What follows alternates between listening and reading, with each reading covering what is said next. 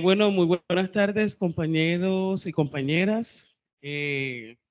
Agradecerles su puntualidad y agradecerles también pues toda la disponibilidad, tanto a nivel presencial como los compañeros que están conectados para dar inicio a esta jornada de la tarde en el marco del desarrollo de nuestro primer diplomado del PIT 2024. Y pues si a esta la ocasión, antes de iniciar con nuestra querida docente, una información que creo que es pertinente y valiosa de parte del equipo para que puedan tenerla en cuenta, ya que hemos detectado algunas, ¿qué se puede decir? Unas inquietudes exactamente. Entonces, bueno, yo le voy a dar la palabra a la compañera Emilce. Le pido por favor que se acerque por acá para que podamos comentarles las informaciones pertinentes. ¿Cuántos tenemos en conexión? Bueno, lo que sí puedo decir es que un día como hoy, hace años atrás, que no me acuerdo exactamente cuál es esa fecha, pero sí, 17 de mayo, para que lo tengan en cuenta, la OMG sacó de la lista de enfermedades mentales a la homosexualidad, y entonces es un día para poder reconocer la diversidad no solamente en Colombia, sino en el mundo. Entonces, para que tengamos la conciencia de, ¿cómo se dice?, de hacerle frente a la homofobia, a la transfobia, a la lesbofobia. Ninguna fobia debe ser pues tenida en cuenta, porque somos un país y un mundo en donde podemos caber todos, todas y todes, ¿ya? Entonces, 5 minuticos y 2:10, exactamente, listo, gracias. Mientras vamos a dar espera a que los compañeros que están de manera virtual, estamos haciendo un ejercicio en el marco del desarrollo del Plan Institucional de Capacitación este año, y es poder no solamente conocer, sino también disfrutar y reconocer el trabajo que está haciendo la unidad de restitución de tierras en cada uno de los territorios. En ese sentido, vamos a estar presentando un trabajo maravilloso, poderoso, pero también muy diciente con respecto a eso que están haciendo las víctimas y los casos exitosos que se tienen por parte de la ORT. Aprovecho para felicitar a la compañera Pilar, Gloria Pinillos, perdón, eh, Pini, perdóname, Gloria, de verdad que no sé qué pasa entre nuestros nombres, pero todo el mundo sabe que eres tú la maravillosa. Ha hecho un trabajo maravilloso que se llama Voces de Restitución, y nos estamos colocando la tarea de que por parte también de la Universidad de Cartagena, en nuestro proceso, podamos disfrutar y conocer de, como dije, de este maravilloso trabajo. Entonces, los dejamos con Voces de Restitución. Bueno, pero yo antes de empezar a contarles esta pequeña, no es un aviso Les parroquial, doy la es bienvenida al una, podcast Voces de es, la Restitución. En esta primera temporada, las protagonistas son las... primero decirles que sí, yo soy Gloria Pinilla y para mí es un placer compartir con ustedes, con personas tan inteligentes, de las que se aprende todo y a cada momento, compartir con ustedes estos espacios de formación y de saberes. Y para mí es un orgullo total estar en compañía de gente que lleva tanto tiempo acá, 7, 5, 10 años, 11 años que decía la compañera que creo que de Córdoba, que habló también como abogada, pero sobre todo no solamente profesionales, profesionales, digamos, trabajando en esta institución, sino comprometidas y comprometidos con un proceso que tiene que ver con los derechos humanos, que tiene que ver con la sociedad, que tiene que ver con las transformaciones y que tiene que ver con los cambios. Entonces, para mí de verdad es muy placentero. Me siento muy orgullosa de estar trabajando en la unidad de restitución de tierras. Llevo apenas 2 años, no he cumplido los 2 años y he aprendido un montón, de cosas frente al tema de lo que significa esta maravillosa ley 1448, y todos los días aprendo más también. Entonces, eso es lo que quería decir primero como sombrilla de esto. Yo soy Gloria Copinilla, como les dije, y yo estoy al frente del área de comunicaciones de la Unidad de Restitución de Tierras, porque he venido de un trasegar profesional desde las comunicaciones, desde el periodismo y específicamente desde el documental. Y el documental, rescatando en el documental el relato, y el relato desde los diferentes territorios también. Entonces, estar en las 16 direcciones territoriales que las conozco todas, no como institución, sino que las conozco por el territorio en el que he tenido que viajar en el trasegar de mi ejercicio periodístico y profesional, pues me ha vuelto a conectar. Entonces no es ajeno para mí trabajar con comunidades, ni afros, ni indígenas, ni campesinos, ni con mujeres, ni con hombres, ni con población LGBT, porque digamos que ha estado transversalizado en el trabajo que he hecho. Entonces, como comunicadora, y hablando del tema de lo que hemos estado hablando, que nos estás explicando maravilloso, que es el enfoque de género, decirles que ustedes ya lo saben, se hizo desde en el 2023 y específicamente, mira la coincidencia, en marzo del 2023, la unidad de restitución de tierras, ustedes ya lo saben, eh, produjo y construyó esta circular, la circular 08, que tiene que ver cómo es la mirada que desde el género se establece como política pública, como política de la unidad de restitución de tierras. Fue un trabajo interseccional también, interdisciplinario, entre las áreas jurídicas, entre las áreas sociales, entre el área catastral también, ¿cierto? Y esa posibilidad de construir esa circular da un aire nuevo para que esta política 1448 de restitución de tierras tenga en clave de género una mirada muy particular. También hay que decir que no es que estamos descubriendo el agua tibia, porque se recoge también lo que en anteriores años se ha venido construyendo frente a esta mirada del tema de género y el tema en clave de mujer. El tema, lo que sí le apunta, digamos, es a mirar aparte de todo lo que ya se dijo, porque la interseccionalidad, cuáles son las categorías para mirar y tener una mirada interseccional, porque no solamente es mirar a la mujer desde su diferencia de género, sino toda la que la atraviesa, ¿no? Entonces, las consideraciones económicas, sociales, políticas, de etnia, todas estas consideraciones en la discapacidad, pero lo que sí le quiso apuntar la ORT, y en eso sí somos novedosos, con el aporte de las oficinas de cada una, también de las direcciones que están acá, porque esto fue interdisciplinario, como lo dije en un principio, pero entonces sobre la base de qué derecho, y era el derecho de la participación.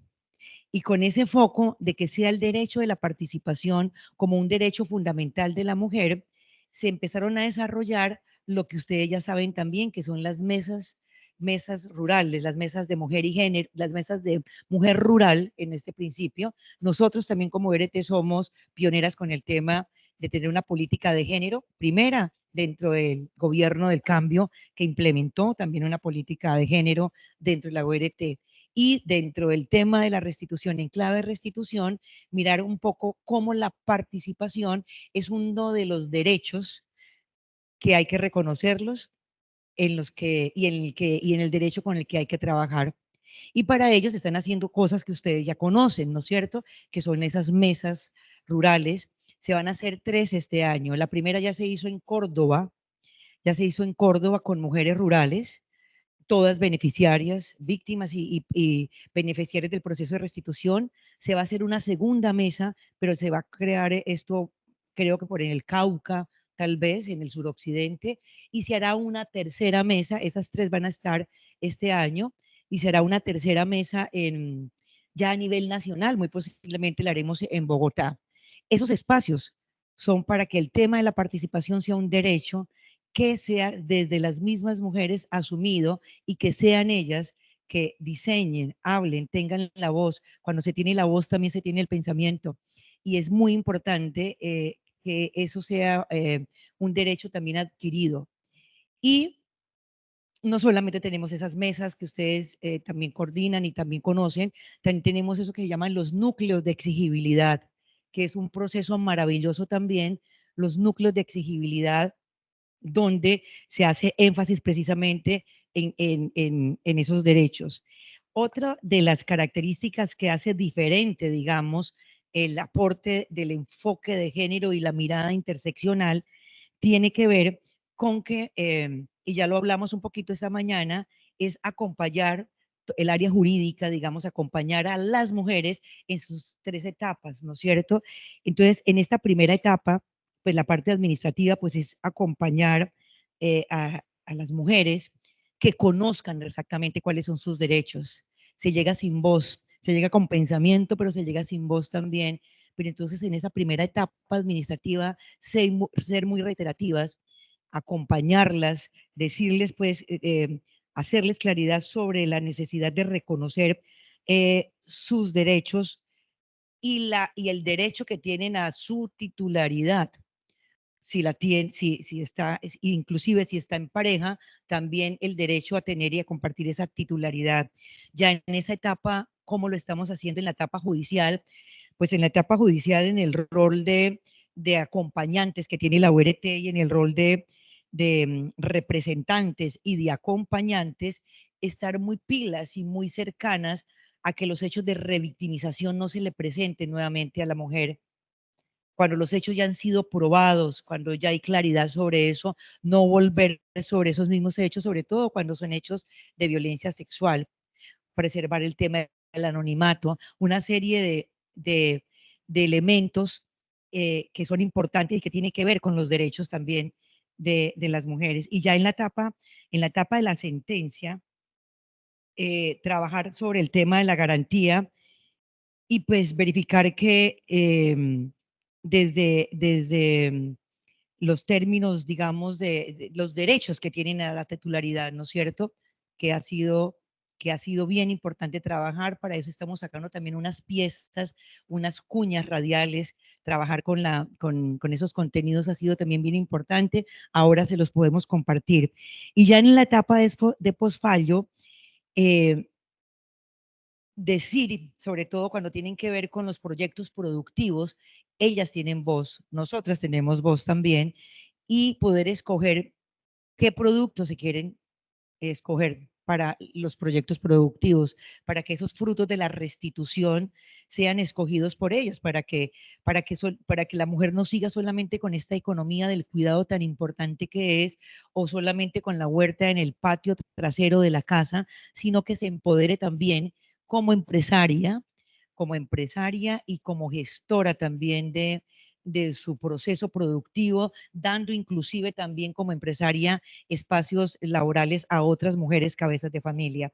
Entonces, faltan muchas cosas y muchos avances y muchas medallas todavía por ponernos, pero esto se está haciendo ya desde la URT y ni siquiera como un favor, esto no es ningún favor, es una obligación porque ya es una política que está allí instalada dentro de la unidad de restitución. En estos momentos tenemos próximamente, ya en la mañana el compañero lo dijo, el 22 y el 23 y el 24 de mayo vamos a estar en Medellín, coordinado todo por la dirección jurídica de la URT, vamos a estar en un congreso, por así decirlo, con jueces y magistrados que tienen que ver jueces agrarios y jueces étnicos. Ustedes saben que ya tenemos por lo menos 8 jueces étnicos, 8 jueces de restitución. De esos jueces de restitución, 5 son 5 jueces étnicos. Y eso también es un gran logro y es un gran paso. Nos vamos a encontrar con 170 más o menos jueces y magistrados, donde vamos a estar 2 días en Medellín trabajando sobre eso, que también era la crítica que la compañera también allí nos decía, de cómo los jueces no miran la interseccionalidad en cada una de sus aristas y en cada una de esas diferencias que hace que todo sea particular y diferente en ese universo. Y entonces se está trabajando con el Consejo Superior de la Judicatura, se está trabajando en un protocolo que pueda transversalizar esa mirada de enfoque interseccional en las 3 etapas. Y eso es lo que vamos a trabajar durante 2 días. Y para terminar de darle forma a ese protocolo que ya se está creando con el Consejo Superior de la Judicatura, para que eso existe, que esa formación de los jueces, esa mirada de los jueces y después con los magistrados también esté. Eso es un poquito, digamos, del contexto y la sombrilla frente al tema que de género y de interseccionalidad se está trabajando, y ustedes más que nadie lo saben porque ustedes son los que están trabajando esa mirada y conocen de la circular 08. Desde Comunicaciones, ¿qué quisimos? Desde Comunicaciones quisimos, y es un placer compartirles, entre otras cosas, un proyecto que se llama Las Voces de la Restitución. Las Voces de la Restitución, Mujer Rural. Y lo que hicimos fue, bueno, conseguir un patrocinio con una agencia de cooperación internacional que se llamaba la Henry's Ball y lograr que nos financiaran un proyecto donde la voz de la mujer y mujer rural estuviera puesta desde esa nueva condición de empoderamiento, ya no de víctima, sino de una mujer sujeta, defensora y conocedora de sus derechos. Entonces hicimos unos contenidos que son 8 historias.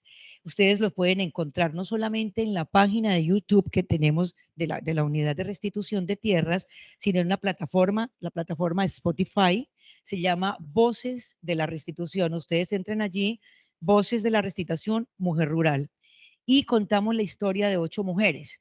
Pero entonces todas son mujeres, todas son rurales, todas son beneficiarias, en tanto eso fueron también víctimas, y todas tienen una diferencia entre ellas mismas. Entonces, tenemos la historia de una mujer afro, tenemos la historia de una mujer indígena, tenemos la historia de otra mujer meramente campesina, tenemos la historia de otra mujer campesina empresaria, tenemos la historia de una mujer trans, tenemos la historia de una mujer con núcleo familiar víctima en el exterior. Todas esas diferencias son las que hacen que al momento, digamos, de trabajar en el proceso de restitución, sean esas miradas las que se tienen en cuenta. Eso como temática y como política, digamos, y como sombrilla de la política. Y en comunicaciones, pues escoger, digamos, esa mirada, y desde un trabajo de comunicaciones que es integral y es multiformato. No es solamente un audio, no es solamente un audio que nos permitió contar el relato de estas mujeres, también está el video, porque detrás de esa voz hay un territorio. Y entonces, ¿cómo es ese territorio?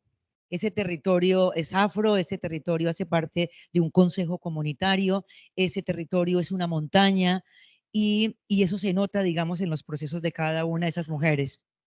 Entonces tenemos el audio, pero también tenemos el pequeño video que da cuenta del territorio donde se desarrolla esa historia. Pero no solamente tenemos el territorio, ese audio, esa voz que se escucha en la plataforma, pues tiene un rostro. Entonces también tenemos una serie de fotografías que muestran el personaje en cuestión.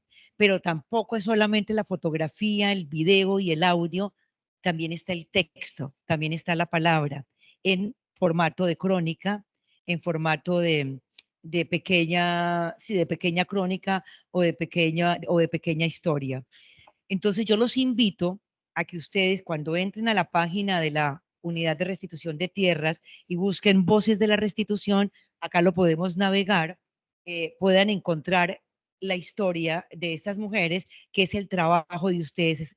Allí está el trabajo de cada una y de cada uno de ustedes, que ha hecho posible que la restitución, como dice Giovanni, el mayor Giovanni, sea también para armonizar la vida de la tierra y de los territorios, y yo le pongo que también de la naturaleza. Entonces, Gustavo, si quieres, yo creo que podríamos poner, lo que salga allí, esto dura 15 minutos, yo no sé si lo ponemos. Lo ponemos en el medio para que se pueda dar, porque la idea es que ya están conectados los compañeros, pero sí vamos. Ok. Entonces solamente ponemos la. Ok.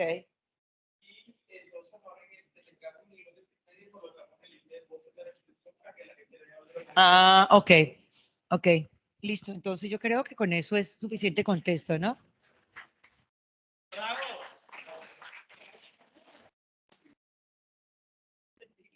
Muchísimas gracias. Todos esos aportes y toda la información que nos dio es muy relevante para el curso de hoy. Bueno, entonces vamos a continuar con la socialización de las lecturas. Iniciamos primero con el primer grupo, que es de restitución de tierra y enfoque de género. ¿Quién tiene ese grupo? ¿Quién va a socializar? Ok. Buenas, por favor. Sí, sí se te escucha. Bueno, la lectura, en lo que alcanzamos a entender, hablo por todos, ella primero se remonta y hace un recuento de cómo el género era como impuesto por la sociedad misma, por tu mismo hogar, donde los padres te definían, si tú nacías con tus órganos masculinos, femeninos, entonces si eras un hombre, tú te dedicabas a hacer tales cosas. Si eras mujer, tú tenías que hacer tales cosas, empleada en la casa, empleada en una cocina, atender al esposo. Entonces, muestra en bastante parte del texto, gran mayoría, esa históricamente, cómo la mujer, pues, erróneamente es minimizada frente al hombre, en el sentido de que la mujer es el sexo débil, por ser mujer, tienes que estar en tu casa, tienes que estar aquí. Una teoría, pues, que venía de hace mucho tiempo, de una teoría patriarcal errada, obviamente. Y después de eso ya empieza como a centralizarse más en la lucha, pues, que ha tenido las diferentes instituciones frente al reconocimiento igualitario entre la mujer, hombre, y inclusive habla de la intersexualidad, que son de aquellas personas pues que biológicamente nacen con ambos sexos, ¿sí? Bueno, para no alargar más el caso, después que nosotros analizamos todo, leímos, aplicando el enfoque de género en temas de restitución de tierra, yo apoyo o aporto algo muy importante que fue lo que dijo nuestra compañera, que es la circular, creo que es la 0008 del 7 de marzo de 2023, que es una circular muy poderosa, ¿sí? Que es la que le ha abierto los ojos a los jueces y a las demás instituciones, basada en la T025, T043, la C430 y otro cúmulo de sentencias dirigidas al reconocimiento, al empoderamiento y a las capacidades que tiene la mujer también, ¿sí? Frente a ello, también hay otra acción positiva de la Unidad de Restitución de Tierra y es otra circular que tenemos nosotros también de la Dirección Jurídica que habla de la economía del cuidado. ¿Qué es la economía del cuidado? Como yo les decía anteriormente, las instituciones minimizaban tanto a la mujer que en el campo, cuando iban a hacer titulación de baldíos, siempre se llegaba a ver a la figura masculina. Usted es el hombre, su esposa, sus hijos, te vamos a entregar el título de propiedad a ti. Y así se extendió a lo largo del tiempo. Ya creo que con la entrada en vigencia de la ley 160/1994 empiezan a cambiar un poco un concepto, se habla de lo que es la unidad agrícola familiar, se empiezan a dar adjudicaciones a hombre y mujer por igual, pero viene la ley 1448, rompe todos esos estereotipos, esos paradigmas que se tenía frente al tema de la minimización de la mujer y su importancia en la vida cotidiana. Esta circular, ¿qué nos dice? La ley nosotros nos decía que los ocupantes son los que explotaban el predio y esos eran los que tenían derecho a ser adjudicatarios. ¿Qué pasaba cuando fallecían los explotadores? La mujer se minimizaba y quedaba por fuera. ¿Qué ocurrió con la economía del cuidado? La economía del cuidado es una circular también desarrollada por la Unidad de Restitución de Tierra, la Dirección Jurídica dice es, la mujer estuvo en la casa, si bien por el patriarcado que se tenía, pero no mitimicemos eso, porque ella cuidaba a los niños, cuidaba al esposo, hacía la comida, eso se llama economía, disculpen nuevamente, se llama economía del cuidado, y lo que hicieron fue acapararlo como si fuera una explotación también del predio. Y le dijimos a los jueces y a las instituciones, ojo, no me le vas a negar el derecho que tiene esa persona, ella es mujer, víctima del conflicto armado, padeció los horrores de la guerra, tenemos una deuda histórica con la población campesina víctima del conflicto armado, la unidad de restitución de tierra va a aportar, ¿sí?, a minimizar ese impacto que ha tenido el Estado o ese ese deber que tuvo el Estado frente a la población campesina, en especial mujer, y que hizo, me le vas a adjudicar también a ella por la economía del cuidado, porque es por ser mujer. ¿Sí? Reflexiones. Bueno, pese a todos los impedimentos sociales, culturales que hemos tenido, estigmatizando y minimizando siempre a la mujer, aún en esta época todavía se alcanza a ver en pequeñas proporciones, pero todavía lo hay, es cómo la mujer ha salido adelante, cómo han alzado la voz, cómo las instituciones las han escuchado, la unidad de restitución de tierra las escucha, sus opiniones son valiosas, se plasman en actos administrativos, se plasman en sentencias, se plasman en leyes, y a pesar de todas las adversidades, pues la mujer ha salido adelante, ¿sí? Y yo traigo algo que dije esta mañana. Yo dije, es que yo y Nora, no. Yo no puedo estar por encima de ella, es Nora y yo. Hay que darle el valor que necesitan y que siempre han tenido. Eso es todo. Muchas gracias.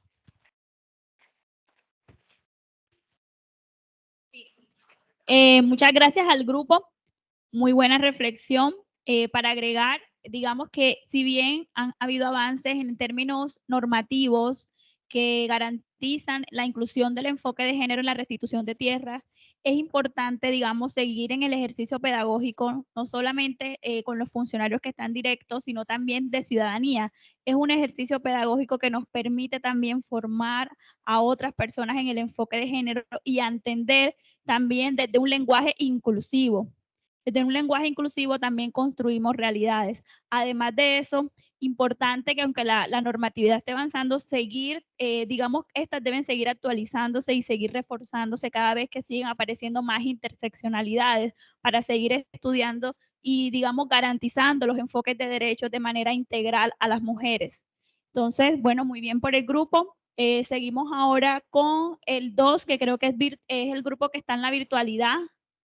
Sí, nosotros somos el grupo número 2, efectivamente el grupo... No, el 2 está en la virtualidad, fue un grupo que trabajó virtual. Sí, estamos aquí virtual, pues nosotros hicimos una sala virtual.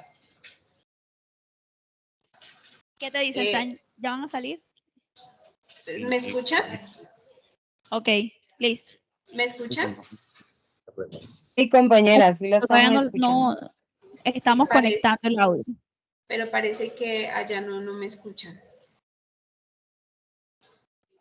Los que están presenciales, ¿pueden escucharnos?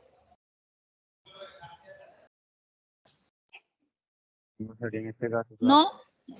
Parece que nos escuchamos. Bueno, vamos a hacer algo. Vamos a pasar los que están aquí y al final dejamos las Sí, dos se personas está escuchando. Sí se está escuchando, sí se está escuchando. Seguimos entonces con topofilia, grupo de topofilia. Disculpen, pero me cuentan también qué les pareció el texto. No, mira que solo si nos están escuchamos de acuerdo, entre nosotros. Entre nosotros los virtuales nos escuchamos, pero ellos allá no nos escuchan. Por favor, vamos a estar solucionando ese inconveniente de que no me voy a tiempo. Ok, vamos a estar, para los compañeros y compañeras que están en la virtualidad, vamos, desde aquí del equipo de monitoreo me dicen que ya están solucionando el asunto y ustedes van a pasar al final luego que pasen los grupos que están aquí.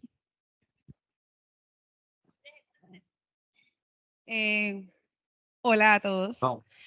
A nosotros nos correspondió analizar la lectura 3, topofilia, razones del retorno de mujeres y familias campesinas.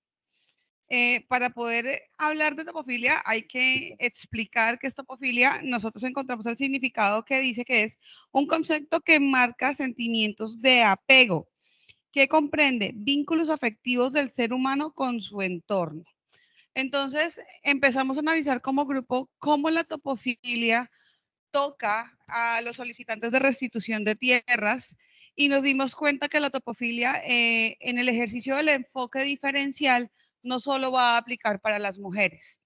La topofilia aplica tanto para género masculino como femenino, vamos a marcarlo así, dado que hay situaciones bastante particulares con los temas de arraigo con la tierra. Es decir, para los hombres, la topofilia y la necesidad del retorno a los territorios que fueron abandonados o en su momento despojados se enmarca en la necesidad del acceso al espacio físico de la tierra y a la capacidad productiva que tiene el sexo masculino en el ejercicio de la agricultura y las tareas para el sostenimiento de las familias. Pero en el sexo femenino, las mujeres, la topofilia viene intrínsecamente relacionada con el arraigo y un estado de necesidad en donde se puedan suplir necesidades de apego afectivo, del cuidado del hogar, de educación en valores de los hijos y del mantenimiento de la unidad familiar. Entonces, tanto para el género masculino como femenino se pueden complementar, ¿sí? Pero en restitución de tierras nosotros nos dimos cuenta de algo. Las circulares y todos los procedimientos internos que están dentro de nuestra entidad han fortalecido y empoderado a la mujer, porque en el ejercicio de la historia la mujer había sido relegada en el acceso a sus derechos. Pero también sabemos que existen hombres solicitantes y titulares de acciones de restitución de tierras que han sido víctimas de situaciones de despojo y abandono, que han retornado a los territorios abandonados, también con la necesidad de suplir eso, las necesidades de cuidado de sus hogares, ya sea por la ausencia de una figura femenina que se empodere y acoja todas estas situaciones, o porque asumen la necesidad de establecer esas redes de cuidado y de apoyo que los van a ayudar a salir adelante. Entonces, el grupo también hablaba de una situación entre igualdad y equidad. Entonces, lo enmarcábamos bajo esta situación de los dos sexos, masculino, femenino, y los temas de retorno a la tierra. Pero algo que sí quedamos como en un punto muy específico es que el estado de necesidad en los solicitantes de restitución es lo que motiva o impulsa al retorno del territorio abandonado. Yo necesito volver a trabajar en una tierra. Yo necesito volver a un territorio en donde mi familia esté tranquila y se suplan sus necesidades básicas de alimentación y estabilidad. Se suplan necesidades de formación educativa, de formación en valores. El sistema de arraigo constituye en una columna vertebral para que esa decisión sea fuerte, sea definitiva. Y lo que sí tenemos claro es que los retornos son abrazo propio. Todos los solicitantes nos cuentan sus historias y dicen, doctora, yo volví bajo mi propio esfuerzo. Yo me vine acá, puse 4 palos, una lona verde y ahí poquito a poco fui rehaciendo mi tierra. Entonces también vimos que en los ejercicios de topofilia y la unidad de restitución de tierras hay una ausencia de entidades que pueden ayudar a un retorno efectivo y, digamos, de alguna manera menos traumático. Entonces, el mensaje de la lectura es que la topofilia está presente, solo que de formas diferentes para cada sujeto. El enfoque diferencial no podemos decir que es solo para las mujeres, sino que también tiene que aplicarse a grupos profesionales como lo hemos visto también, mujeres, adultas mayores, hombres, adultos mayores, mujeres y hombres con discapacidad. Porque créanme que las redes de apoyo, esas redes transversales que uno tiene, amigos, vecinos, compañeros y demás, son las que nos pueden ayudar a que el entorno sea más amable para llegar a conseguir eso que necesitamos para poder estar y continuar estando bien. Sí, esta lectura es muy interesante porque precisamente dentro del marco del enfoque género muchas veces tendemos a, digamos, a puntualizar o a generalizar las necesidades y casi que llegamos a muchas ocasiones al extremismo, ¿cierto? En que no, todo tiene que ser siempre prevaleciendo un enfoque o un género. Y lo que nos lleva precisamente a esa reflexión que si bien las causas digamos, de la topofilia o la necesidad o la relación de apego al territorio pueden variar de diferentes maneras y que muchas veces aquí también, esto es una investigación cualitativa que se hace con un grupo sectorial de mujeres y lo que explican es que las razones o digamos las causas en mujeres en algunas ocasiones es de mayor peso para retornar a las tierras por la relación de apego y por los roles que se han estipulado históricamente relacionados al cuidado. Sin embargo, también es importante entender que esto varía también desde el enfoque interseccional. ¿Por qué? Porque los grupos, yo lo decía ahorita, los grupos étnicos también se puede ver un gran porcentaje de topofilia, es decir, de relación y de apego a su territorio. Entonces es muy importante analizarlo desde esta perspectiva interseccional. Listo, entonces continuamos con, este también es virtual, el 5, descampesinización. Siempre lo digo mal.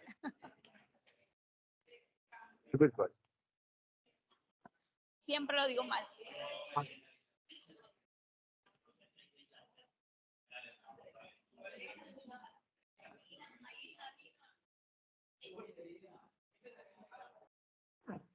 Aplicando el enfoque de género, venga, por favor. Bueno, ay, te los apuntes. Esperen.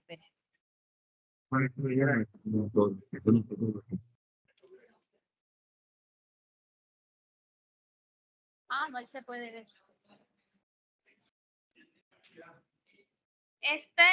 Esto es una lectura que trata, lo hizo un señor que se llama Juan Guillermo Ferro Medina. Es una investigación que hizo, él habla de los Montes de María, pero son solo cuatro municipios de Bolívar. Primero voy a hablar como de qué trata. Ese concepto tiene que ver con el desarraigo, que un campesino, según esta, puede dejar de ser campesino. Eso hace parte de su investigación. No sé decir mucho la palabra, de hecho, asumo que primera vez que la leo. Exacto, eso.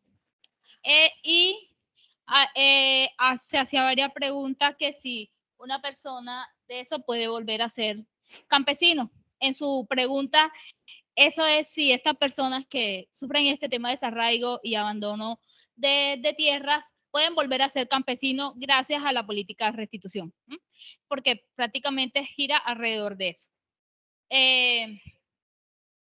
Lo primero hay que decir que en ningún momento veo que haya aplicado el enfoque de género por ninguna parte. Ninguno. Primero porque en la investigación él dice que practica una serie de entrevistas en el sector, pero solo habla de hombres. Cuando tú ves, todos los textos que habla son campesinos o líderes. Entonces, ahí vamos a ver que desde ya hay un poco el tema parcializado porque solo estamos mostrando una sola visión. En segundo, que el desarrollo de su investigación y de sus elementos conceptuales y de apreciaciones solo van basados en los testimonios. Y tampoco hay como una triangulación un poco de la información. Sí menciona en la investigación, digamos, algunos de los aspectos que nosotros hemos encontrado en cuanto a nuestras decisiones de fondo, ya sea de inicio o de no inclusión en el registro. Eso es muy claro, digamos, en mencionarlo, pero no lo desarrolla, solo lo enuncia. Digamos que al final son dos cosas. De ese aspecto no vimos de pronto la mirada en ese sentido, sino un concepto solo en este caso, del campesino, hombre, y habla del tema de la desestructuración familiar, que sí lo menciona, del rompimiento de eso, pero nunca menciona que esa mujer o la fuerza de la visión de la mujer es retornar al campo, solo de las consecuencias que le pasan a ellos. Habla de la debilidad de las instituciones. Y hay una cosa que me da un poco la atención también en su análisis, es que él dice en su investigación que la política de restitución, además de ser lenta, pues es ineficiente para él, o sea, no ocasiona ningún impacto en el campesino, o sea, no hace lo contrario al otro, sino que en su análisis, no sé, la verdad, como un poco en esa parte, que nosotros no hacemos parte de ninguna política de reforma agraria, que no actuamos en tema de proyectos productivos, que no hacemos en ningún impacto en el tema de vivienda o reforma rural o vivienda. Sí, hay ciertos aspectos, pero no se ve que al final no como que no ha leído la sentencia, era un poco. Pero sin embargo, lo que sí está claro es que muchas de las sentencias no se cumplen o no se han cumplido el 100%. Por lo menos yo hablo de Sucre, acuérdense, yo soy Sucre. Del 100% de las sentencias, podríamos decir que solo un 2% están cumplidas al 100% y archivadas. Es decir, que el resto de sentencias, el 80%, no están cumplidas totalmente sus derechos, ¿no? O lo que dice enuncias. En ese sentido, la debilidad o la falta, digamos, de interlocución o de cumplimiento de las otras instancias. Pero lo que no entiendo es por qué dice que no hacemos parte de una política de reforma agraria cuando realmente o restituimos o formalizamos, acompañamos con proyectos productivos y bueno, sí como que en esa parte le faltó como enunciar, digamos, esas conclusiones al final suelen estar un poco. Me llamó un poco la atención un relato de un señor y eso hace parte de pronto de lo que estamos hablando acá, de la accesibilidad del derecho, de lo que le tenemos que enseñarle a las mujeres a leer una sentencia, a mujeres y hombres. A mujeres y hombres porque hay un relato donde el señor, estoy hablando de que son sentencias de Bolívar, acuérdense, estoy representando, no de Sucre, que solo le entregaron las últimas hojas de la sentencia. O sea, es decir, él resuelve. Él dice en su texto, solo me entregaron la página de la 48 a la 56. O sea, como que eso es lo que a mí me interesaba leer. Yo quisiera saber dónde está de la 1 a la 46. Y claro, eso tiene sentido porque el señor nunca entendió en su relato, muy hasta chévere, uno dice, oye, sí, el señor merece una copia fiel y exacta de lo de la sentencia. Así me gaste 1000 hojas, ese es su derecho. Lo hacemos siempre que vamos a entregar una sentencia. Y el señor lo hacía porque pone uno a pensar, digamos, como funcionario y como la persona que le toca atender allá, él tiene toda la razón. Él no conoce el contenido total de su sentencia. ¿Y cómo lo vamos a exigir, digamos, en un escenario que no lo diga, como en esta conversación que pudo haberse dado con este investigador? Y tiene toda la razón. Me pareció magnífico. Entonces, nada, yo creo que no le apuntó mucho al tema, digamos, de haber recopilado todos estos enfoques, no lo señala en ningún aspecto. No digo que está de todo desacertado, pero sería interesante que hubiese recopilado todo eso y creo que hubiese sido un mejor escenario para análisis. Muy bien. Buena lectura. De hecho, parte de este texto hace parte de la reflexión y a mí también me llamó la atención cuando hablamos del fenómeno de descampesinización. Pareciera que no hubiera mujeres campesinas, ¿cierto? Pareciera que no, que la institucionalidad no está realizando su labor y parte de este texto es una crítica también como a la institucionalidad, pero también nos damos cuenta que él en su análisis no menciona a las mujeres. Y yo me pregunto, ¿no hay mujeres campesinas? ¿No hay mujeres que también se dedican a la tierra? ¿No hay mujeres que también cultivan? ¿No hay mujeres que también cuidan de especies movientes? Entonces, un poco también, muy interesante la reflexión y era un poco también el sentido del ejercicio. Y es también mirar desde la otra cara, o sea, de las personas que critican la institucionalidad, de las personas que dicen que la institucionalidad no está haciendo su trabajo, pero nos damos cuenta que en su ejercicio también lo sesga. Es una mirada desde un punto de vista también patriarcal y desde un punto de vista también de su estado de comodidad como investigador, que solo cerró la mirada a situaciones, digamos, desde un solo punto de vista. Pues voy a la pregunta, ¿hay mujeres o no hay mujeres campesinas? Claro que sí hay mujeres campesinas, pero todas las historias que él tiene es sesgada. Y es muy importante por eso para la reflexión traer estos textos que nos permiten también evidenciar que aunque hay avances jurisprudenciales, todavía hay investigadores, todavía hay funcionarios que siguen sesgando la mirada a un grupo poblacional. Listo, entonces seguimos con Caminos Condenados.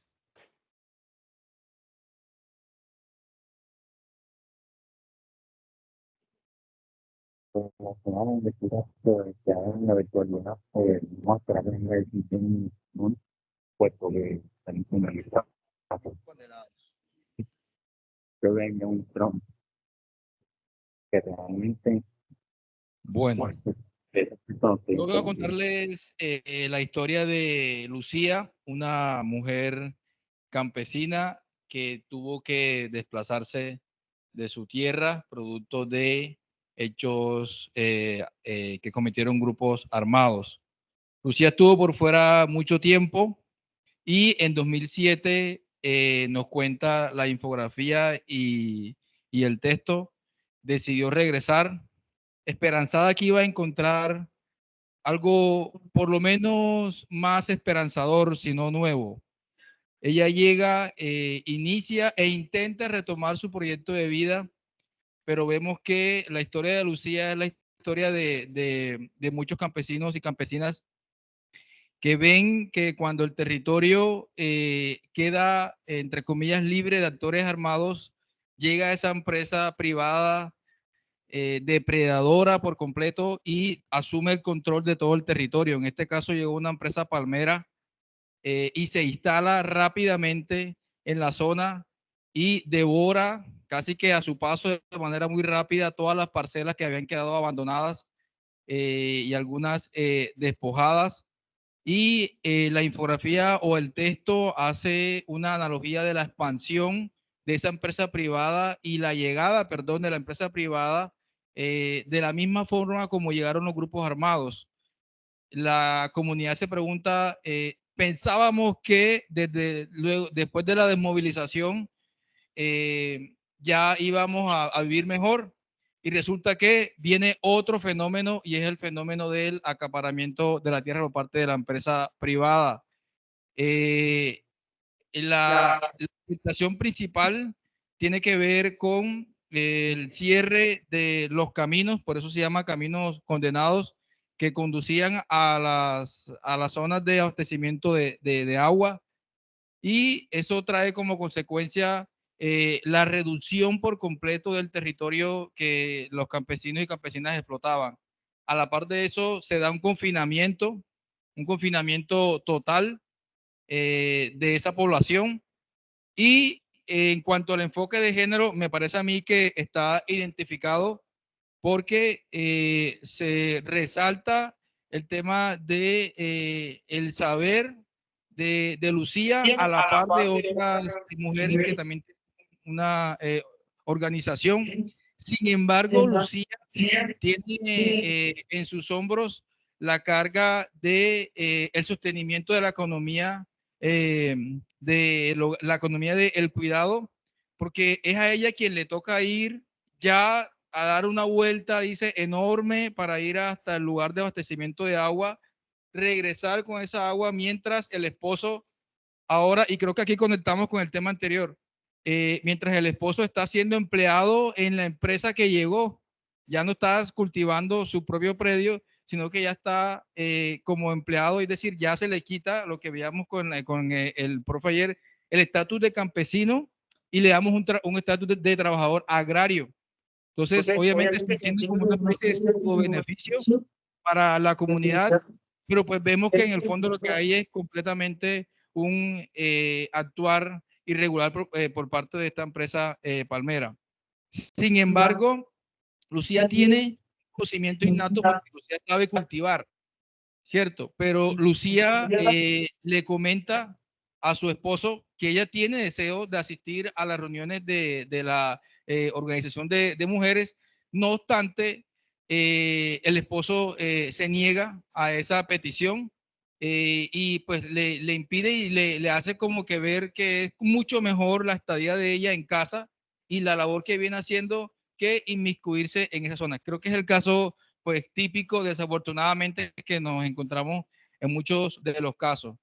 Sin embargo, Lucía tiene una particularidad, digamos, ya desde el enfoque de género, creo que le dan digamos, el estatus como tal de mujer campesina, pero creo que le pretenden dar el enfoque de esa minimización por parte de la figura, obviamente, de su compañero hacia ella. Es como lo que logramos interpretar. Conclusiones que encontramos respecto al tema. Desafortunadamente es una de las miles de historias de campesinos y campesinas que están, sobre todo en esta zona. Desafortunadamente, la situación de la mujer se ve un poco más exacerbada por toda la situación. Ella es la que asume gran parte de la carga del cuidado de todo el hogar y pierde la posibilidad de fortalecer su empoderamiento de liderazgo femenino y en pro, obviamente, del cuidado de la familia. Ahí la presencia como tal de la empresa, yo concluyo que la palma es un símbolo del despojo permanentemente, ¿sí? El hecho de que ellos se levanten diariamente y vean la palma sigue siendo el símbolo del despojo. Mientras la palma esté ahí, ellos no van a ver sus derechos totalmente garantizados, ¿sí? Entonces, hay una afectación a los derechos humanos con relación al confinamiento y con relación a la imposibilidad de acceder ellos al abastecimiento de agua. Claramente se ve y se refleja en la historia de eso, ¿sí?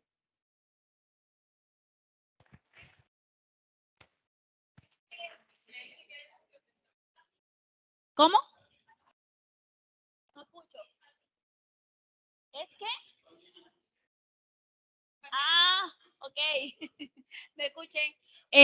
Efectivamente, les recomiendo a todos esta novela gráfica de Diana Ojeda. Fue profesora mía en la maestría. Es muy interesante cómo la narra y es una manera muy ilustrativa también de narrar el conflicto y otras formas de despojo e inequidades sociales. Bueno, aquí Diana precisamente y los ilustradores que la apoyan resalta específicamente cómo desde el enfoque de género la mujer todavía aún sigue viviendo múltiples discriminaciones y vulnerabilidades, tanto de actores externos como internos. Es decir, dentro de su misma familia, el esposo también, de una u otra forma, por los roles históricamente atribuidos a hombres y mujeres, no le permite seguir desarrollándose como lideresa en este entorno, pero también por actores externos, que son los actores que llegan al territorio y también de una u otra manera la siguen despojando de su territorio, ¿cierto? También es muy interesante ver, también es muy interesante ver en esta novela gráfica o historieta que se evidencian un sinnúmero de vulneraciones a los derechos ambientales, lo que hablábamos ahorita, la ecología del despojo, que se evidencia ahí que pese a que el territorio históricamente les perteneció, ya no pueden acceder a los bienes que le otorga la naturaleza, no pueden acceder al agua, no pueden sembrar libremente, es decir, no tienen acceso a los recursos o bienes otorgados por la naturaleza. Esto es una forma de despojo que de la ecología política lo llaman acumulación por desposesión. Entonces, muy interesante esta reflexión, además que Lucía es una mujer afro, madre y esposa también en este sentido. Ahí también podemos ver la interseccionalidad, las condiciones socioeconómicas, una mujer afro y también es una mujer adulta. Entonces, ahí vemos marcado también cómo la interseccionalidad genera también otras formas de discriminación. Entonces, vamos a seguir con los grupos virtuales. Me dicen que ya. No sé si ahí me escuchan bien. Sí. Pero nos escuchan desde allá, los que están presenciales nos escuchan bien. Es que hace un rato entendemos que entre nosotros nos escuchamos bien, pero no sé si allá los que están presencial. Ah, ok. Bueno, me presento, mi nombre es Alexandra Fandiño. El equipo nuestro trabajó una lectura cuyo autor es el señor Juan Sebastián Duque Roldán, y esa lectura nos habla acerca de ese enfoque de género, ¿cierto? El enfoque de orientación sexual e identidad de género en la restitución de tierras en Colombia. Digamos que inicialmente este texto lo que nos empieza a hablar es de cómo cuestionan la aplicación de la Ley 1448 en relación con las orientaciones sexuales, en la aplicación sobre la población con orientaciones sexuales e identidades de género que no son hegemónicas y que se encuentran en situación de desplazamiento. Entonces, inicialmente el texto nos aborda un enfoque de cómo esta población ha sido históricamente invisibilizada y cómo de una u otra manera la ley 1448, pues si bien es cierto, interviene de una manera, también deja muchos vacíos en otra. Toda vez que es la normatividad de restitución, pues es relativamente reciente, pero ha dado pues unos pasos importantes. Entonces, en el equipo realizamos como una discusión enfocada alrededor de este texto y frente a la primera pregunta, que es cómo se evidencia el enfoque, digamos que estuvimos de acuerdo en los siguientes puntos. Nosotros entendemos o reconocemos que de alguna manera el equipo social de la Unidad de Restitución de Tierras desarrolla un papel muy importante cuando con sus productos nos deja o nos visibiliza este tipo de situaciones o de poblaciones. Entonces nosotros podemos ver cómo desde entidades como la nuestra, desde que se presenta una solicitud de restitución en el formulario, ya nos habla de si usted es parte de una comunidad, por ejemplo, LGTBIQ+, ¿sí? Se reconoce con esta identidad de género dentro de estas categorías. Entonces, vemos que vamos a evidenciar que de alguna manera hay una aplicación desde la presentación de la solicitud cuando en el formulario los reconocemos. También algunos compañeros hablaban del tema de las prelaciones, ¿sí? Que se materializan a través de un acto administrativo. Entonces, las resoluciones de prelación de alguna manera también identifican estas características y las plasman dentro de los actos administrativos para poder actuar de manera más ágil, iniciando la solicitud para estas poblaciones. También es posible uno identificar cómo se evidencia el enfoque cuando leemos los documentos de sujetos de especial protección, las descripciones cualitativas. Esos documentos son herramientas que nos permiten también identificar esa situación o el género, pues la identidad de género de estas personas que nos permiten enfocar de una u otra manera las pretensiones. Ahí veíamos que si bien es cierto se desarrollan unas pretensiones, nos hemos quedado cortos, pero este punto ya lo hablaré en la siguiente pregunta que va más en torno a la situación al punto de las pretensiones. Hablamos también en el equipo del tema de género, que si bien es cierto la lectura lo aborda como más enfocado en el tema de la población LGTBIQ+, también entendemos que la mujer en cuanto a género, como lo mencionaba el compañero de la primera intervención, pues ha sido invisibilizada también, bien sea como titular de derechos sobre la tierra, cuando en las escrituras públicas, en los documentos de compraventa solo aparece el hombre. También hemos identificado pues un avance en cuanto al género, entendiéndolo mujer en este punto, al hecho de que la unidad pues viene trabajando en que por lo menos, antes no sucedía así, pero por lo menos en las inscripciones siempre se mencione tanto al titular hombre como al titular mujer, si es que se trata de una pareja heterosexual. En ese orden de ideas, abordando el tema de la igualdad, pues si se tratase de una pareja del mismo sexo o de alguna o parte de la comunidad LGTBIQ+, tendríamos que dar igual aplicación. Y ahí, pues paralelamente en cuanto al tema de la mujer dentro de este gran grupo que es el género, pues encontrábamos lo que mencionaban, no redundaremos en eso, pero sí también lo identificábamos como esa circular 008-2023 y el reconocimiento de la labor de la mujer en la economía del cuidado, pues nos permite entender cómo hemos venido creciendo en estos conceptos. Así como para cerrar el primer punto, la primera pregunta, como equipo entendemos que hay que hacer una superación de esas barreras institucionales de acceso, especialmente para la población LGTBIQ+, pero también identificamos que entidades como la nuestra pues viene dando pasos para poder llegar a un reconocimiento integral, ¿sí? En cuanto al punto número 2, se nos pregunta qué reflexiones nos brindan el contexto del módulo. Entonces nosotros dialogamos en el equipo virtual que tenemos que partir de ese reconocimiento de la población LGTBIQ+ y del tema de género para poder materializar sus derechos. Si no hay un reconocimiento inicial, pues de ahí hacia adelante va a ser muy complejo materializar o significar ese papel que juegan también en nuestra sociedad, ya que ha sido pues una población que ha sido históricamente afectada y también invisibilizada. Nosotros proponíamos en cuanto a las reflexiones que nos brindaba esa lectura, es que podemos trabajar un poco más fuerte en revisar las pretensiones que se plantean en los modelos, por ejemplo, de demanda en instituciones como la nuestra.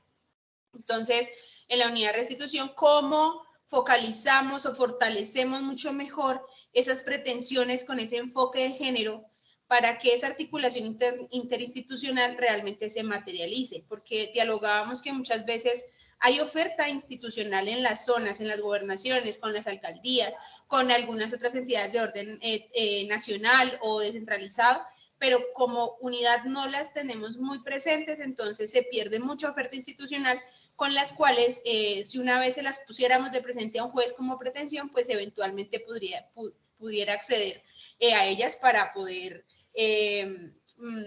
salvaguardar estos derechos. Entonces, aunque la lectura nos habla de que efectivamente pues en estos temas de sexualidad e identidad de género en los procesos de restitución hay un avance incipiente, nosotros consideramos que de alguna forma la unidad sí ha venido dando reconocimiento en sus productos mismos que se incorporan en los procesos y que en algún momento nosotros presentamos ante la judicatura para que emita las órdenes que correspondan. Entonces, como conclusión, nosotros reflexionamos frente a la lectura en que efectivamente nos falta un poco más frente al desarrollo y la materialización de este tema de las personas LGTBIQ+, pero también estamos como en la disposición, entiendo yo, de modificar lo que sea necesario, y los productos sociales, como lo digo, cuando se elaboran, pues nos dan herramientas para poder mostrarle a un juez o a un magistrado, pues dependiendo de quién vaya a tomar la decisión,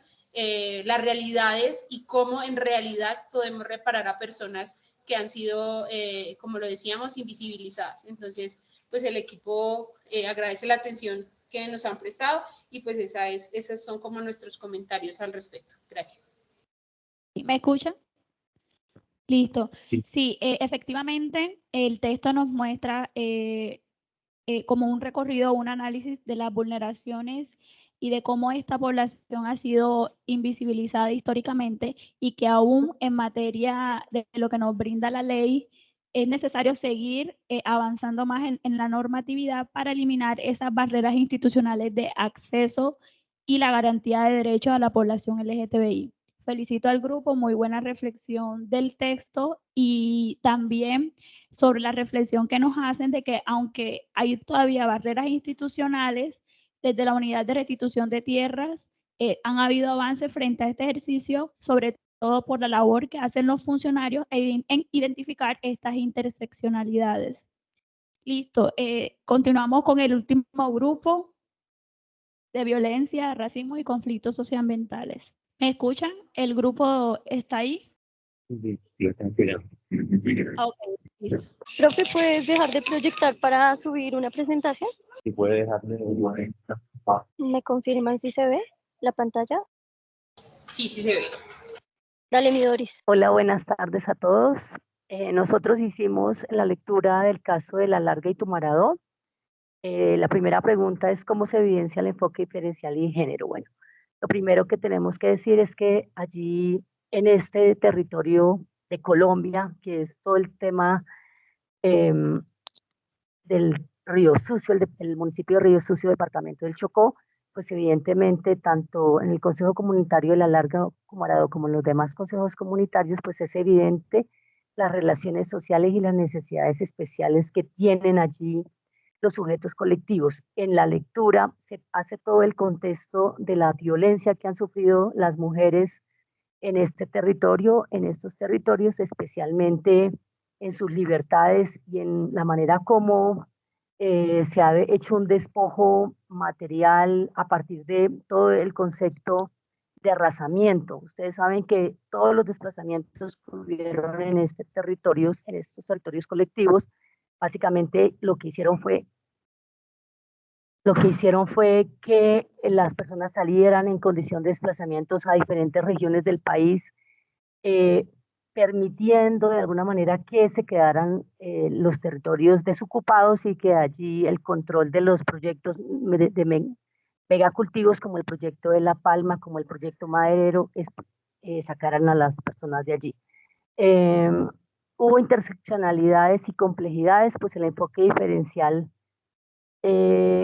nos plantea la interseccionalidad, no solamente el tema de género, sino el tema de etnicidad, la clase social. Digamos que el concepto de cómo se entendían los campesinos y cómo los chilapos que estaban en este territorio, como se denominaban a las personas que iban de Córdoba o Sucre, también evidencian que hay una diferenciación frente a los diferentes grupos que llegaron allí por las diferentes por los diferentes momentos que se dieron para el proceso de poblamiento.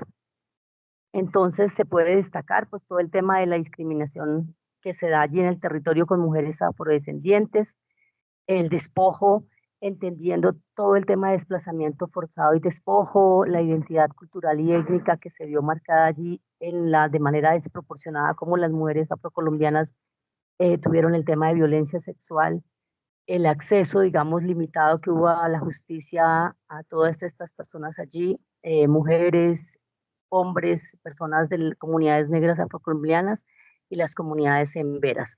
Bajo ese concepto también racial de patriarcado y colonialismo que está allí en este territorio. Reflexiones finales, digamos, como el segundo punto que era como, bueno, ¿cuáles son las reflexiones sobre enfoques diferenciales y de género en restitución de tierras? Pues básicamente el planteamiento que dejaban los compañeros allí, creo que esa no es la presentación, pero bueno, era la importancia que se le daba al reconocimiento de la diversidad. Digamos que en este texto ahí básicamente se reconoce los grupos, el grupo étnico de Cocolatú o el Consejo Comunitario de Cocolatú, por ser un consejo comunitario que pertenece a comunidades negras, afrocolombianas, raizales y palenqueras. Allí también se hace toda la explicación de los niños, de las mujeres, como ejercicio, luego la participación, pues que es importante la participación de las mujeres en los diferentes procesos, la implementación de las medidas de protección para garantizar la seguridad de las personas, los reclamantes, especialmente las mujeres. El caso de Cocolatú, por ejemplo, es un caso que lleva muchos años en la fase judicial y que por las dificultades que hay de identificación de terceros es un caso que no avanza, que la identificación de terceros y los diferentes opositores al proceso no permite tampoco que haya un avance real y efectivo. Entonces, por ejemplo, la pregunta que nos queda es, bueno, ¿cómo trabajamos el tema de la autonomía? ¿Cómo trabajamos el tema de gobierno propio? Que son importantes dentro del proceso de entender esas interseccionalidades y de entender que se está dialogando con una autoridad como está establecida en la Ley 70 y en la misma Constitución. Digamos que los consejos comunitarios, su junta directiva pues hace parte de un gobierno propio y que el gobierno nacional tendría que hablar con ellos como de gobierno a gobierno y los mismos jueces. Entonces a veces allí también hay una pérdida, digamos, de entender la política pública en ese clave de generar realmente ese enfoque diferencial en todos los sentidos, no solamente que sea normativo o institucional, sino también de reconocer al otro y a sus diferencias. Un impacto pues que queda allí para lo que planteaba la profesora en la mañana de hoy es, por ejemplo, cómo este consejo comunitario, cómo toda la comunidad, tanto mujeres, niños, jóvenes y demás, el conflicto armado está, digamos, ha vivido todo el tiempo la comunidad en diferentes momentos y en diferentes escalamientos del conflicto armado. Entonces, por ello creo que también es necesario entender que los derechos de propiedad colectiva en muchas ocasiones no se entienden y que los campesinos, por eso hay esos conflictos interétnicos, porque a veces los campesinos o intraétnicos o interculturales, entendiendo el sujeto campesino como un colectivo, a veces no entendemos cómo los consejos comunitarios, que son un sujeto que maneja el tema de las tierras, de los ríos, de un enfoque cosmogónico, de cosmovisión de sus espacios y de entender su territorio. Gracias. Al final yo lo escuchaba un poquito entrecortado, pero creo alcancé a escuchar la reflexión que hizo al final acerca de los grupos poblacionales que también se encuentran en el marco de estos procesos de restitución y de cómo en las comunidades étnicas se presentan una variabilidad de situaciones y de características que tienen que ver también con sus derechos culturales, sus prácticas, sus usos y costumbres y con el gobierno propio en relación a la necesidad de que los consejos comunitarios hagan parte también de esa dinámica de cómo va a ser su proceso de restitución y cómo va a ser su proceso de reparación colectiva. También para agregar a este texto, aquí evidenciamos también una vulneración de derechos culturales y ambientales, teniendo en cuenta que el desplazamiento forzado y el despojo de tierra se manifestaron como conflictos de contenido ambiental, afectando profundamente las prácticas tradicionales y el uso del suelo por parte de las comunidades negras.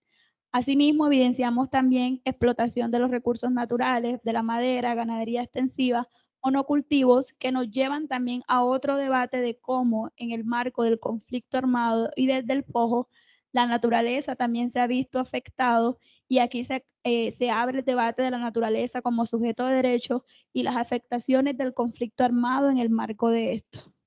Y que específicamente comunidades negras y comunidades étnicas son una de las principales poblaciones o comunidades donde se ven más vulnerados estos derechos. Listo.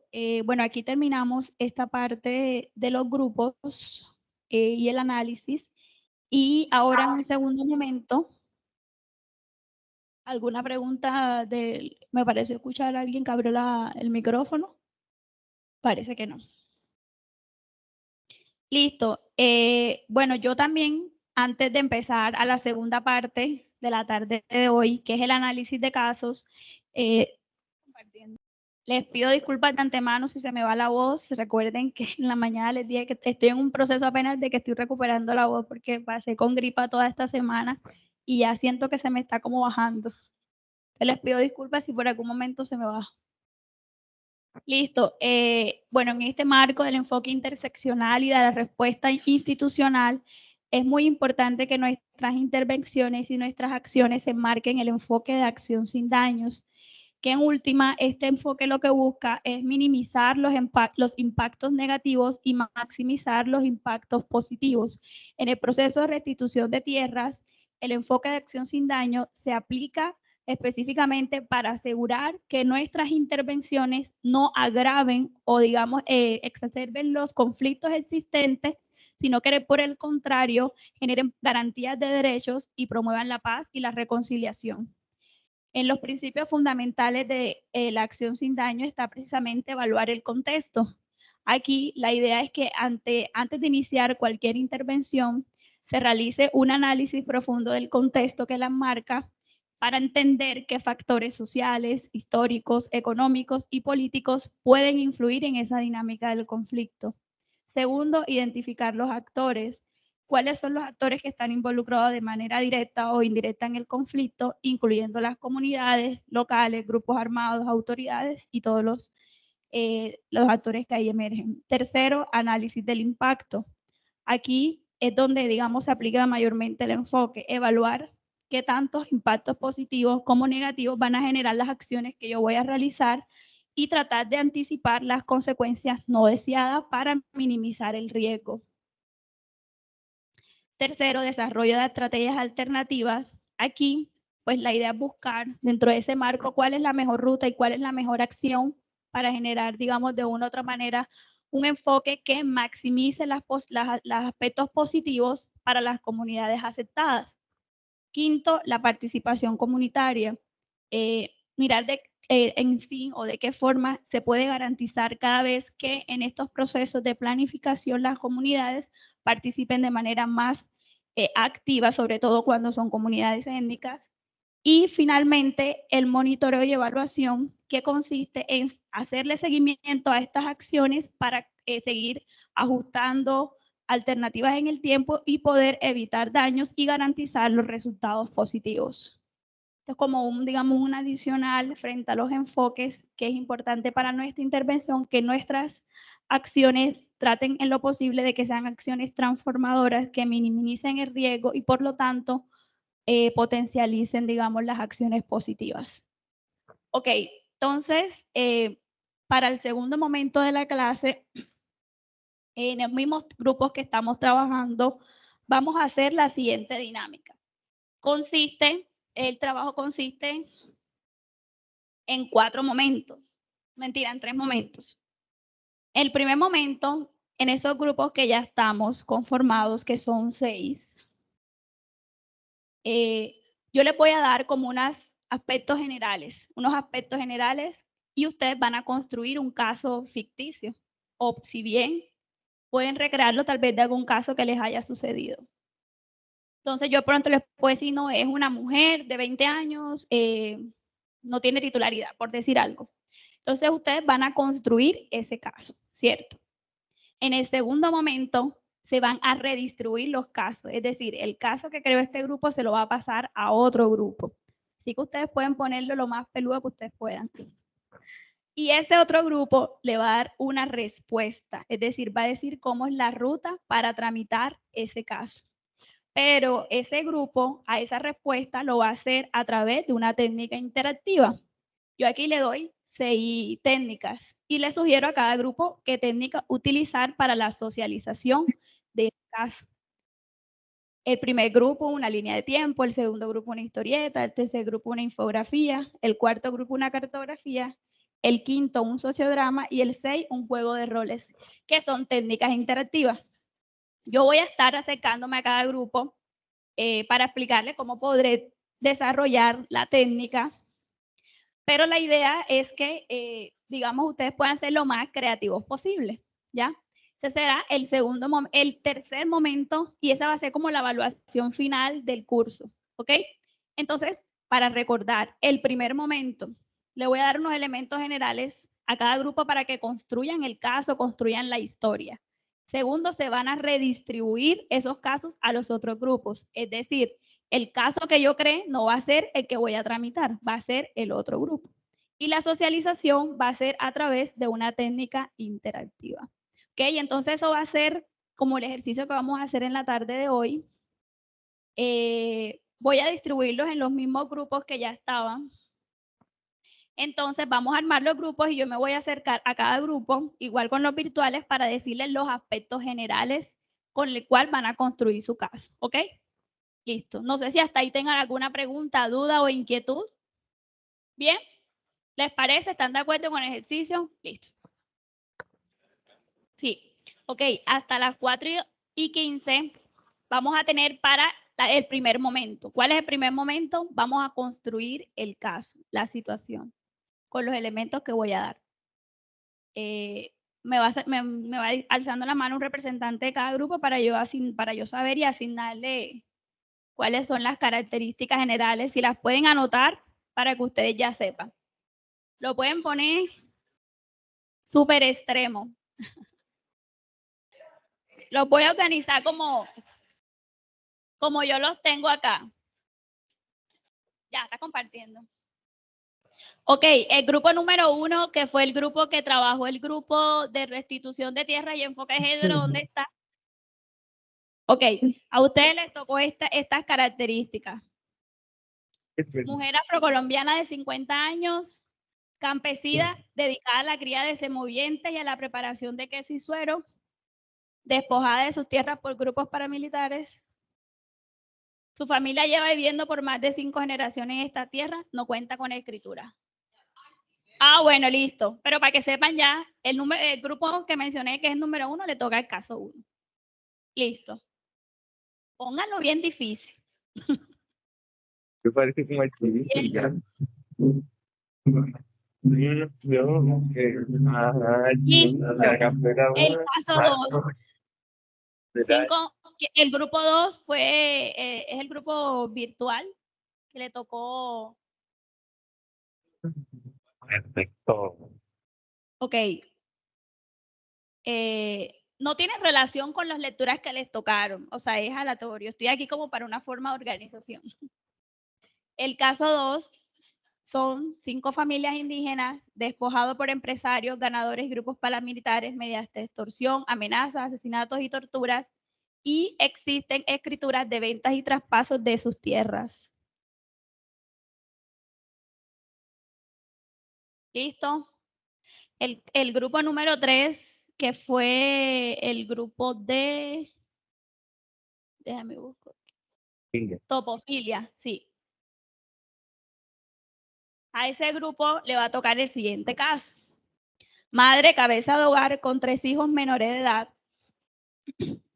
Fue abusada sexualmente. Tiene escrituras a nombre de su pareja, quien fue asesinada en el marco de enfrentamiento de grupos armados y desea retornar a su tierra. El grupo 4. Baja un momento. El grupo 4. Campesinos que fueron víctimas del conflicto armado. Tratan de subsistir a falta de agua y a la espera de que les restituyan sus tierras. Esto ocurre en un municipio de riego público construido hace más de 50 años y donde el gobierno le comprometió a devolverles las fincas a estas familias que tuvieron que abandonarlas o les fueron despojadas por la violencia. Tanto el agua como las tierras que le reclaman estas comunidades son usadas para la industria de palma aceite, parecido al que estábamos viendo. Ese está fácil.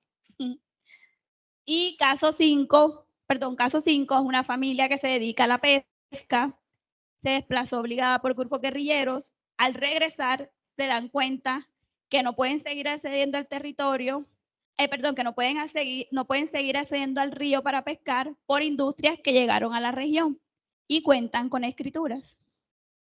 O sea, ya el territorio está ocupado por una industria. Caso 6, mujer de 20 años, la cual se reconoce como LBT.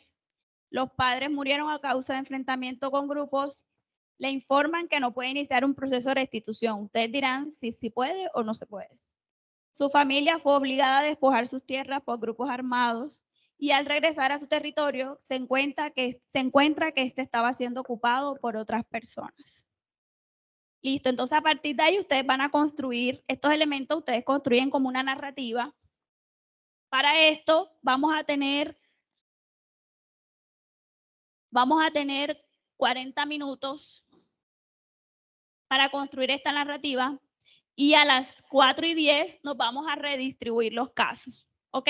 Listo. Sí, buenas.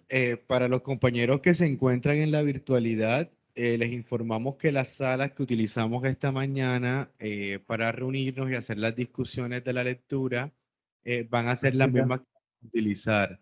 Es decir, el grupo que le tocó el tema de enfoque diferencial de diversidades sexuales, pues entra el link donde estuvo para trabajar el caso que le tocó.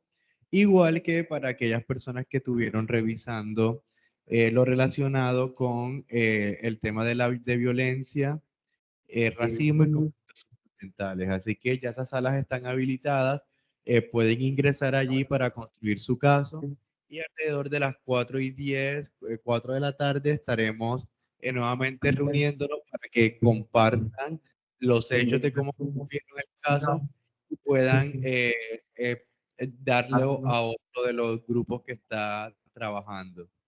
¿Tienen alguna pregunta, compañeros, compañeras? Le damos paso al grupo número 2 para que por favor socialice su caso. Igual que se prepara el grupo número 4 para que también diga su caso en la virtualidad. Ok, entonces el grupo 2, un representante del grupo da lectura al caso, por favor.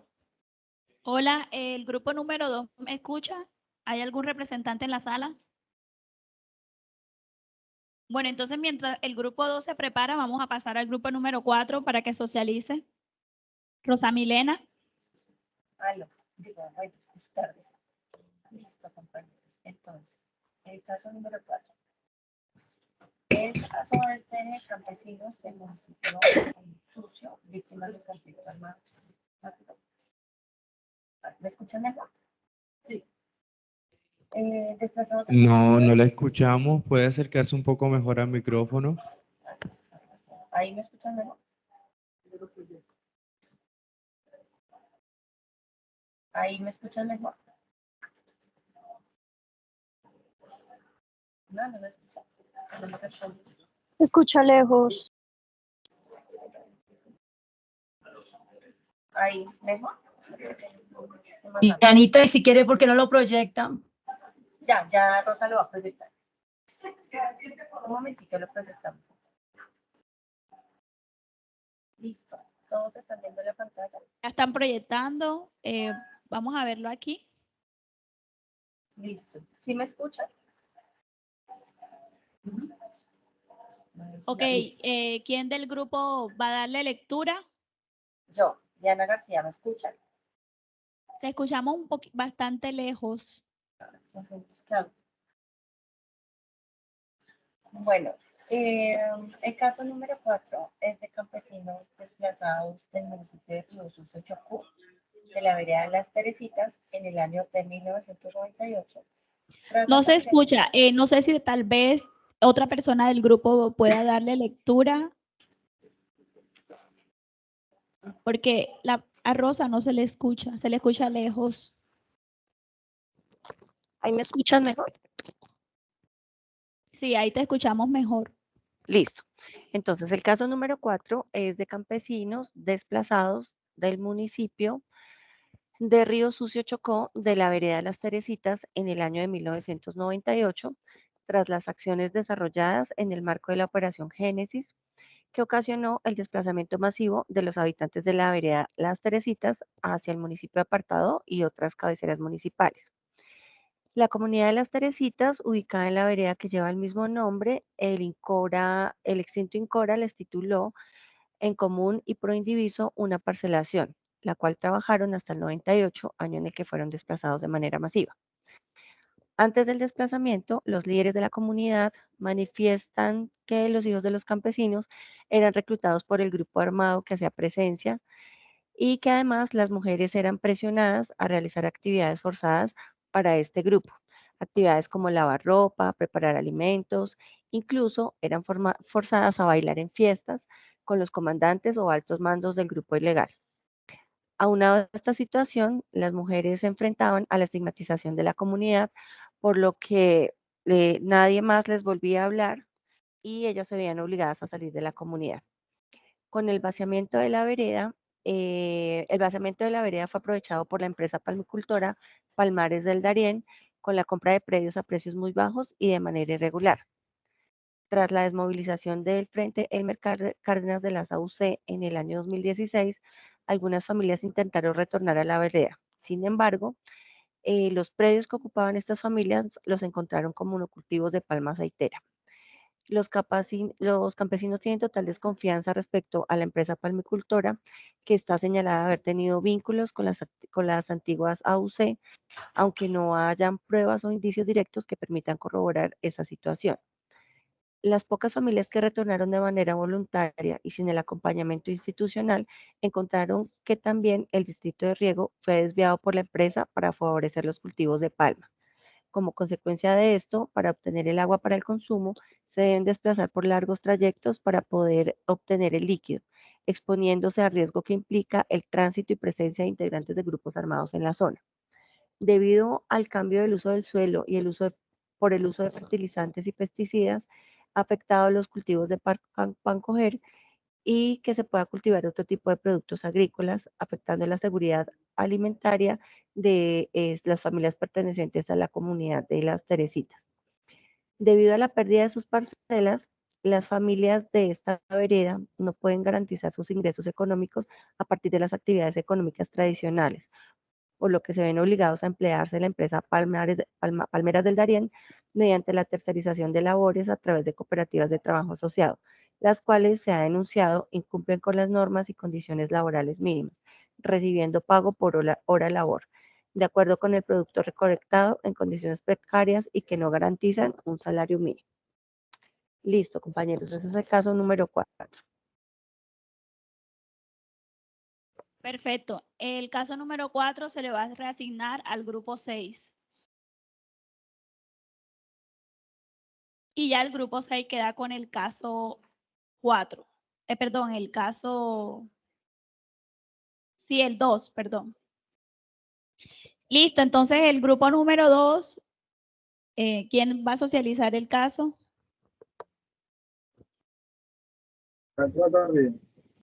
Profe, una compañera se quedó, pues aquí en este momento vemos varios compañeros que estamos conectados del grupo 2, pero la compañera fue la que escribió. En este momento no sabemos, hasta el momento no sabemos, pues ella por qué no habla para saber.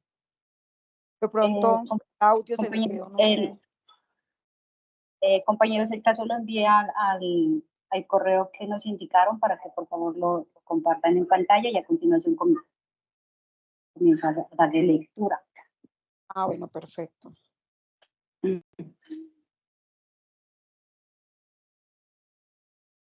No sé si los docentes se representan.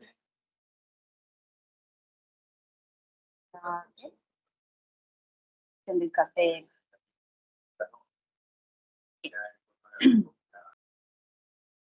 Bueno, el caso número 2. La comunidad Embera, ubicada en el municipio de Mutatá, conformada por 5 familias de apellidos Mecheche, Pajarito, Pulgara y Yarubí, Chocho, estaban acentuadas desde el año 1968 en el predio denominado Buenavista, el cual tenía una extensión de 10 hectáreas. Lo utilizaban para vivienda y el ejercicio de actividades agropecuarias y ritos espirituales. Este predio, dicha comunidad lo adquirió mediante un negocio de compraventa informal hecha al señor Pedro Pérez por la suma de 8 millones de pesos, la cual sería pagada de la siguiente manera: a la suscripción del contrato, la suma de 4 millones de pesos, y el saldo en un lapso de 2 años con el producto de actividades agrícolas que desarrollaban. En el transcurso del año 1992 hubo el despliegue del grupo armado AUC, quien comenzó a desarrollar acciones delincuenciales contra la comunidad, entre las que se destacan homicidios a líderes de las familias Mecheche, Pajarito, secuestros, el reclutamiento de menores, extorsiones. Dicha comunidad fue afectada por los hostigamientos también que se presentaban entre grupos armados y la fuerza pública. En el año 1994, la comunidad presentó la solicitud de la formalización de la tierra rural con el extinto INCORA, trámite que concluyó con la adjudicación, mas no cuenta con registro en el respectivo folio de matrícula inmobiliaria que identifica el predio denominado Buenavista. En el año 2003, la comunidad Embera padeció una masacre de 20 personas, quien presentaron actos de tortura, de las cuales se encontraban 5 mujeres cabezas de familia. Se atribuye dicho hecho al grupo armado AUC. Tras dicha situación, varias familias decidieron desplazarse hacia diferentes pueblos vecinos por temor a la inseguridad que se presentaba en la comunidad y a las amenazas que recibieron por parte de dicho grupo armado, que exigía el abandono del inmueble. Finalizando el año 2003, tras enterarse de los desplazamientos masivos de varias familias y la disponibilidad de gran parte del predio denominado Buenavista, la empresa Peor es Nada inicia contactabilidad con las familias desplazadas para ofrecer la compra de los predios abandonados. Muchas familias, tras padecer una situación económica difícil y por temor a retornar a sus predios, deciden vender a un precio bajo sus inmuebles. Ese es nuestro caso. Daisy, ve subiendo el documento para ir contigo en la lectura, te iba a decir. Ya. Ese es nuestro caso, querida docente. Ok, muchas gracias. Bueno, entonces voy a volver a leer la redistribución porque ahorita me quedó un grupo por fuera, entonces voy a volver a leer. El grupo número 1 le tocó el caso 3, para que lo anoten. El grupo número 2 le tocó el caso 1. El grupo número 3 le tocó el caso 6. El grupo número 4, el caso 5. El grupo número 5, el caso 2. Y el grupo número 6, el caso 4. Listo, de todos modos voy a mandar esto por el grupo para que tengan mayor claridad. Igual van a mandar todos los casos también al grupo, ¿cierto? Ok, listo. Entonces, ¿qué vamos a hacer ahora? Vamos a darle una respuesta a este caso, ¿cierto? Con algunas de las técnicas interactivas que se le asignaron a cada grupo. En efecto, si consideran que la técnica no aplica o pueden trabajar tal vez con otra de las técnicas que están ahí. Pero se les sugiere que para la variedad trabajen con la técnica que se les asignó, ¿ya? Entonces, para los de la virtualidad, tenemos también unas herramientas virtuales que les van a ayudar a trabajar en la técnica interactiva. Gustavo nos va a estar apoyando con eso. A las 5:15 nos vemos nuevamente para socializar el caso. ¿Ok? Listo. Para socializar las respuestas, ¿qué digo? Vuelve a compartir las técnicas. De igual forma, yo voy a estar aquí. Si algún grupo necesita que lo apoye o dándole ideas por la técnica o si no la conocen, me alzan la mano y yo me acerco a cada uno de los grupos.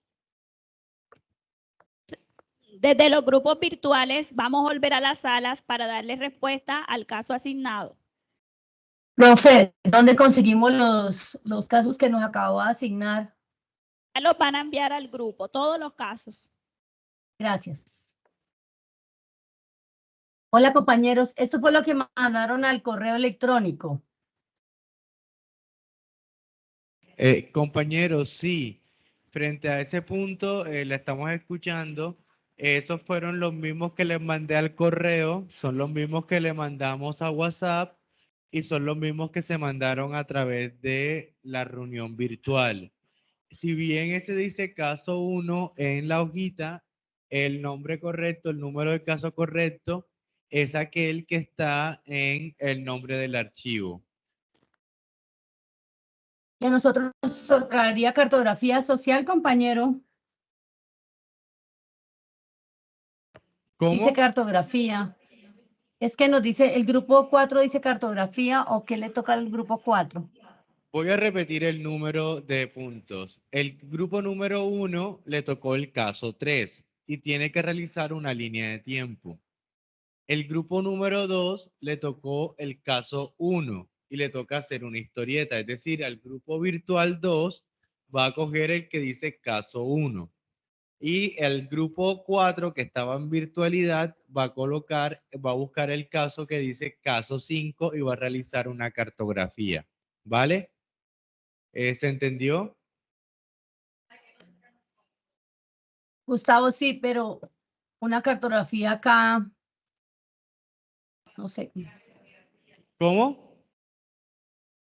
Lo que Pues pasa es que para tendríamos hacer una que, cartografía se requiere pues espacios de juntarse y de discusión y pues de levantarla, ¿sí? O de crearla. O sea, no es tan fácil para gente que no está toda concentrada en un mismo lugar hacer una cartografía. Claro, efectivamente. Bueno, nosotros teníamos preparado una página, pero claro está, por el tiempo y por lo que representa, pueden utilizar lo que les quede más fácil, tal vez una infografía, un mapa conceptual, lo que ustedes consideren para poder darles explicación. Nosotros habíamos preparado una página virtual para que ustedes pudieran trabajar cartografías virtuales, pero creo que ya por el tiempo no va a dar. Entonces, igual es una técnica sugerida. Ustedes pueden dar la respuesta a través de otra técnica. Yo les puedo recomendar pueden hacer un mapa conceptual o una infografía.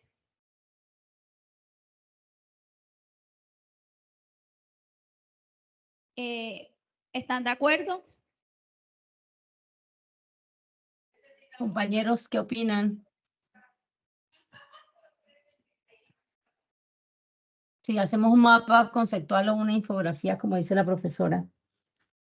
Mapa conceptual es mucho más fácil de hacer. Ok, listo, de acuerdo. No hay problema. Pero entonces toca volverlo a leer para saber todo lo que nos corresponde, a ver cómo diseñamos el mapa. Listo. Si quiere lo leo, Ingrid, ¿sí? Sí, por favor. El grupo que le tocó la infografía, el grupo 3. Entonces dice, la familia de Valencia Cote vivía en el predio Mantarraya del municipio de Tadó, corregimiento El Tapón, desde el año de 1950. Época en la que su abuelo adquiere el predio mediante escritura pública, no precisa el número porque perdió la copia de en el desplazamiento. Consulta en la base de datos, no reporta propiedad a ningún miembro de su familia. El señor Valencia afirma que tenía trabajando en el predio del cual provenía el sustento de su familia. Señala que su núcleo familiar al momento del hecho estaba integrado por su compañera permanente Eliana Cote, y siete hijos, 3 de estos menores de edad